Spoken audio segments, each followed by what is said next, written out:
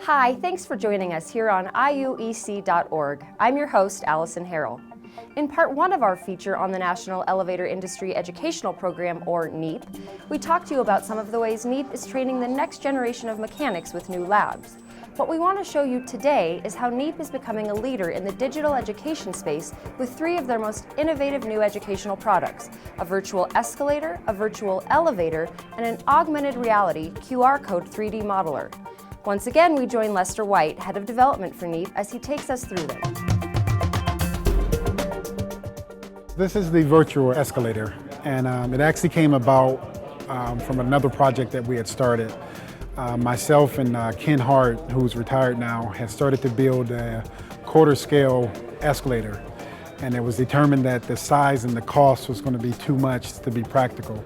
So we took all the design work that we put into it and stretched it out and then created this virtual escalator. This is part of 3 modules that are going to come out. This is the first module, and it's an overview. And the beauty of this is that you can get in and look at any part of this escalator as it works.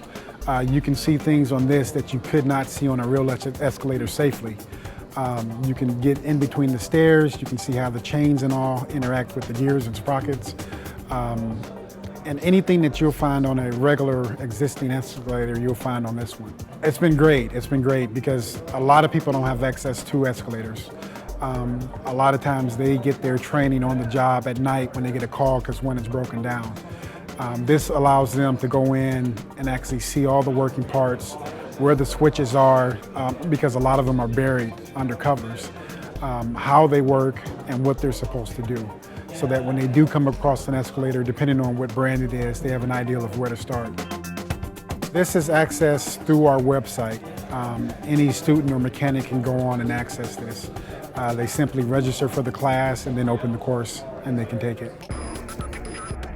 This takes the virtual a step further in that it adds troubleshooting. We're actually been working with a company called MathWorks to do the logic behind this. And what it allows us to do is to place faults in any component on this and then have the student go in and troubleshoot and find the fault and replace it and repair it. So initially we tried to find one company to put this together for us, and we couldn't. We ended up going with 3 different companies, each specializing in a different area. From my understanding, no one has done anything like this before. The companies are eager to actually show this off as a project that they've worked on to potential customers because of that. So we're always looking for new technologies to help teach and train our students.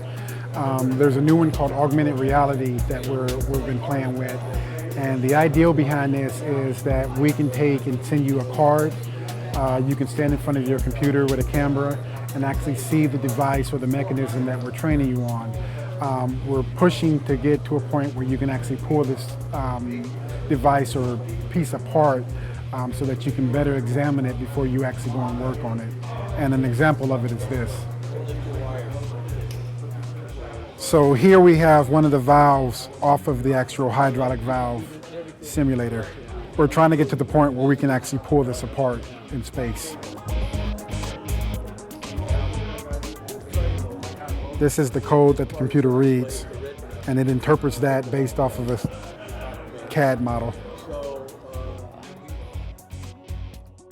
Really cool stuff happening over at NEEP. For more information, check out their website at www.neep.org. Thanks for being with us today. We appreciate your time. If you thought this video was cool, please share it with a friend. We want to help spread the good work of the IUEC's members. Until next time, I'm Allison Harrell.